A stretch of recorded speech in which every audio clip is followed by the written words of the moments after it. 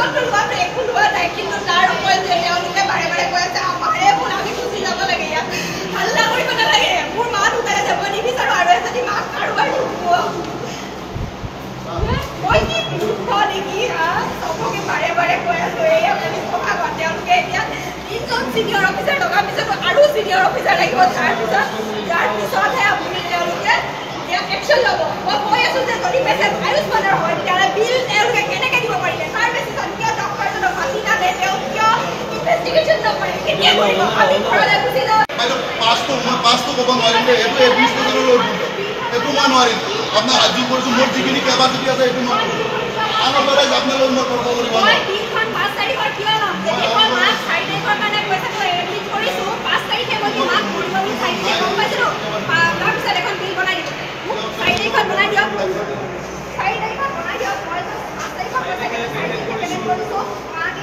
মেডিকেলত থাকিব পাৰি মৰিব বুলি মই আগতে গম পাই স্পেচিয়েল কেয়াৰ ইমাৰ্জেঞ্চি চাৰ্ভিছৰ কাৰণে পইচা যিখিনি জিএছটি এইটো কিহৰ কাৰণে দিছিল এইটো তেখেতসকলৰ অথৰিটি লাগিছে তেতিয়াহ'লে এখন আপোনাৰ এতিয়া মেইন পদক্ষেপ আমি বিচৰা ডকুমেণ্টটো বিচাৰি দিব এতিয়া ছাৰ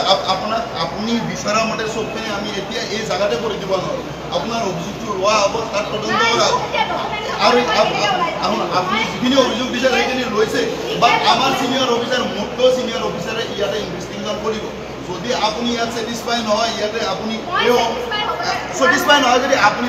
যিজন ধুনীয়া তেতিয়া নাই তেখেত গুচি গ'ল এইটো লৈ পিনে যদি আমি এইবিলাক হুলস্থুল কৰি থাকোঁতে পৰিৱেশটো বিনষ্ট হয় গতিকে আৰু আপুনি ইয়াতে আকৌ বহুত পেচেণ্ট আছে শুনক না মই কি কৈছোঁ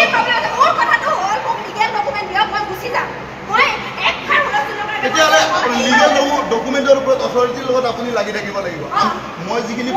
পুলিচিং এজেণ্ট যিখিনি ক'ব লাগে মই সেইখিনি কৈছোঁ ময়ো আপোনাক হাত দি কৈছোঁ মই কৰি ধৰিব জানো আপোনালোকে মই কৰি ধৰিব